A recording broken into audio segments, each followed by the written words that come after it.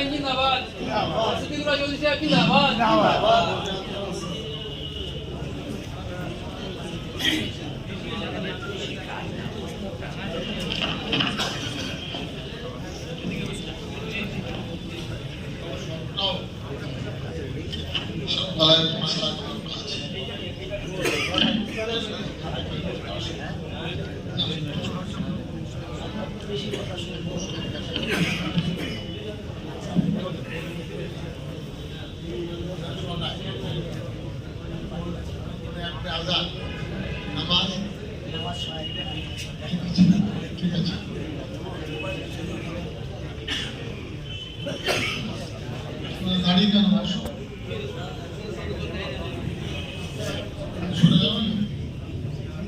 তুমি নিচেও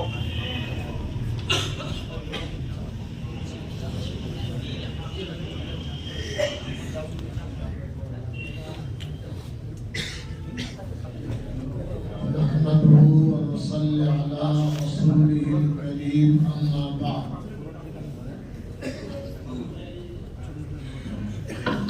قال الله تعالى في القرآن الحكيم بسم الله الرحمن الرحيم إن تنصروا الله ينصركم ويثبت أقدامكم وقال النبي العربي صلى الله عليه وسلم خير الناس من ينفع الناس أو كما قال عليه الصلاة والسلام صدق الله العظيم وصدق رسوله النبي الكريم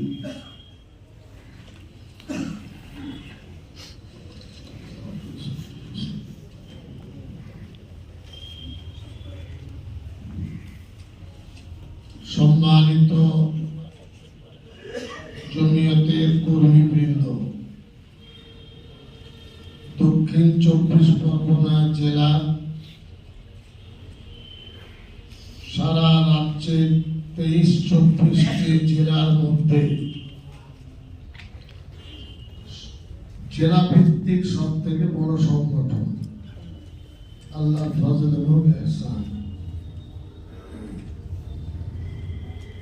এখানে জেলার সভাপতি আমাদের বুজুর্গ মাওলানা হাসানুজ্জামান সাহেব, মুফতি আমিনুদ্দিন সাহেব, মুফতি ইমদাদ সাহেব সবে আপনারা সবাই আছেন। এখানে আলিম ওলামা ছাড়াও অনেক জমিয়ত দরদি দায়িত্বশীল ভাইরা আছেন। মগরাহাটের হযরত মাওলানা আব্দুল হক সাহেব রহমতুল্লাহ আলাইহি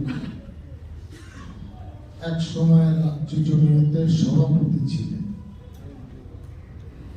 তারপরে দিদি তালিবি বোর্ডের দায়িত্ব ছিলেন।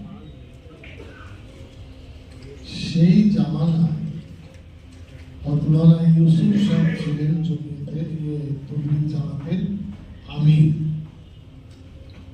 ওনার কাছে কেউ शिकायत করেছে যে মৌলানা আব্দুল হক साहब तबलीग जमात के अमीर हैं, हमारा जमीयत भी करेंगे। तो আমি যেটুকু শুনেছি दिल्ली हजरत जी বলেছিলেন उनके लिए छूट है, वो हमारा काम भी करते हैं और जमीयत को भी करते हैं, मुखलिस आदमी है, उनके लिए छूट है। এটা বললাম এই কারণে যে এই জেলার অনেক ভাই যারা তবলিগ জামাতের খিদমত করে, জমিয়ত করে, তো আমাদের সাথে কোনো অন্তরায় নেই। এটা যদি আমরা ঠিকভাবে করতে পারি তাহলে সমস্যার কোনো কারণ নেই। অন্য জেলার তুলনায় তবলিগি মেজাজের ভাইরা গ্রামে তারপরে গ্রাম বা এলাকায় মার্কাজ আছে, তারা কাজ করে। জমিয়তের কর্মীদের মধ্যে যাতে ভুল ধারণা তৈরি আরেকটি ঘটনা, হযরত মাওলানা ইলিয়াস রহমতুল্লাহ আলাইহি পাঞ্জাবের কোন জায়গায়, হরিয়ানা দিল্লি সংলগ্ন একটা গ্রামে গেছেন দাওয়াতে, আয়োজন করেছেন তবলিগের ভাইরা। তো সেখানে যথারীতি হযরত ইলিয়াস রহমতুল্লাহ আলাইহি পৌঁছেছে। ওই গ্রামে ওই এলাকায় আরেকটা পাড়ায় হযরত শাইখুল ইসলাম সৈয়দ হোসেন আহমদ মাদানী রহমতুল্লাহ আলাইহি তাকেও কেউ দাওয়াত দিয়েছে। তো তার খাদিমরা প্রস্তুতি, হুজুর সভা করবেন। ইতিমধ্যেই হযরত মাওলানা ইলিয়াস সাহেব রহমতুল্লাহ আলাইহির কাছে কেউ কানে কানে বলেছে যেখানে হযরত শাইখুল ইসলাম হোসেন মাদানী এসেছেন। আচ্ছা, यहाँ बोले हाँ यहाँ थोड़ी दूर पर, चलो आज कोई प्रोग्राम नहीं होगा, चलो। उन्हें समस्त खादिमদের দিয়ে বলে চলো হযরত শাইখুল ইসলামের মজলিসে যাব। আর হযরত শাইখুল ইসলামকে কে বলেছে যেখানে হযরত ইলিয়াস সাহেব এসেছেন। হযরত ইলিয়াস হযরত শাইখুল ইসলাম বললেন না চলো হুজুর গए আর ইলিয়াস সাহেব চলো কি আজ जाएंगे।